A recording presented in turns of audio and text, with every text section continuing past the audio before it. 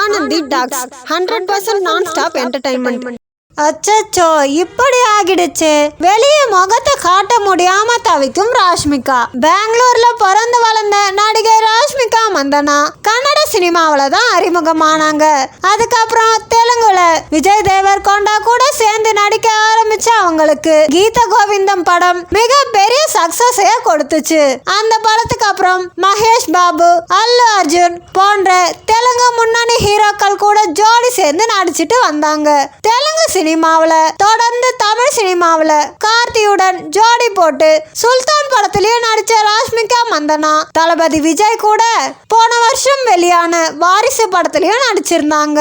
போன வருஷம் ஜனவரி மந்த்ல ரிலீஸ் ஆன வாரிசு படம் 300 கோடி ரூபாய் வசூல் செஞ்ச நிலையில பாலிவுட்ல டிசம்பர்ல ரிலீஸ் ஆன அனிமல் படமும் 900 கோடி ரூபாய் வசூல் ஈட்டி ராஷ்மிகா மந்தனாவுக்கு ஹிந்தியில மிக பெரிய வரவேற்பை பெற்று கொடுத்துச்சு. இனிமே தென்னிந்தியா பக்கம் ராஷ்மிகா வர்றது சந்தேகம்ன்ற அளவுக்கு அடுத்தடுத்த பாலிவுட் படங்கள் ராஷ்மிகாவுக்கு குவிஞ்சிட்டு வருது. அனிமல் படத்துக்கு அதிகப்படியான ஆதரவும் அதை விட அதிகமான எதிர்ப்புகளும் தான் வந்திருக்கு. போன வருஷம் பாலிவுட்டுக்கு நயன்தாராவும் ராஷ்மிகா மந்தானா போன்ற தென்னிந்திய ஹீரோயின்ஸ் பெரிய படங்கள்ல நடிச்சிருந்தாங்க.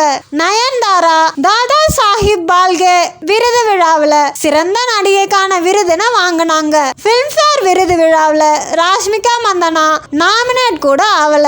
இந்த நிலையில இப்ப வெளியே முகம் காட்ட முடியாத நிலையில அவங்க இருக்கிறதா சொல்லியிருக்காங்க.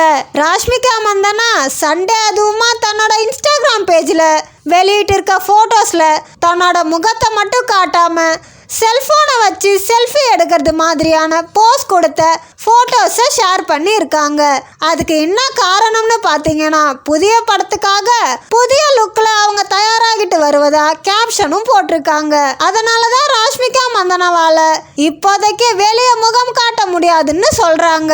போன வருஷம் வாரிசு, மிஷன் மஜ்னு மற்றும் அனிமல்னு 3 படம் ரிலீஸ் ஆச்சு. இந்த நிலையில இந்த வருஷமும் ராஷ்மிகா மந்தனா கைவசம் நிறைய படங்கள் இருக்குதான். அல்லு அர்ஜுன் கூட அவங்க சேர்ந்து நடிச்சிட்டு வர புஷ்பா 2, தமிழ் மற்றும் தெலுங்குல உருவாகிட்டு வரும் ரெயின்போ, தெலுங்குல உருவாகிட்டு வர த கேர்ள் ஃப்ரெண்ட் மற்றும் ஹிந்தியில உருவாகி வர சாவா உள்ளிட்ட படங்கள் இந்த ஆண்டு ரிலீஸ் ஆகிறதுக்காக காத்திருக்குது. இதுல எந்த படத்துல ராஷ்மிகா மந்தனா டிஃப்ரெண்டான தோற்றத்துல அவங்கள பயன்படுத்திக்கிட்டு வராங்கன்றது அவங்க இன்னுமே அறிவிக்கல. அந்த செல்ஃபியை பார்க்கும்போது எப்படியும் கண் பகுதியில தான் மாற்றங்களை அவங்க செஞ்சுட்டு வராங்கன்னு தெரியுது. கூடிய சீக்கிரமே லுக் லீக் ஆயிடும்னு தெரியுது. இது போன்ற என்டர்டைன்மெண்ட் தகவலை தெரிந்து கொள்ள நமது ஆனந்தி டாக்ஸ் சேனலை சப்ஸ்கிரைப் செய்யுங்க. உங்கள் நண்பர்களுக்கும் ஷேர் செய்யுங்க.